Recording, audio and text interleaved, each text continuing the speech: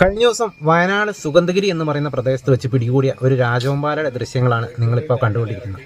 ഈ ഒരു രാജവെമ്പാലയെ കാണുമ്പോൾ തന്നെ നമുക്കൊരു പ്രത്യേകത തന്നെ തോന്നും. കാരണം എന്താണെന്ന് വെച്ച് കഴിഞ്ഞാൽ ഈ ഒരു രാജവെമ്പാലയുടെ വയറ്റിൽ ആ ഒരു സമയത്ത് രാജവെമ്പാല ഒരു ചേരപ്പാമ്പിനെ വിഴുങ്ങിക്കൊണ്ടിരിക്കുന്ന സമയത്താണ് ഈ ഒരു വീട്ടുകാർ ഈ ഒരു പാമ്പിനെ കണ്ടെത്തുന്നതും അതുപോലെ തന്നെ പാമ്പ് റെസ്ക്യൂവറിനെ വിളിക്കുന്നതുമൊക്കെ.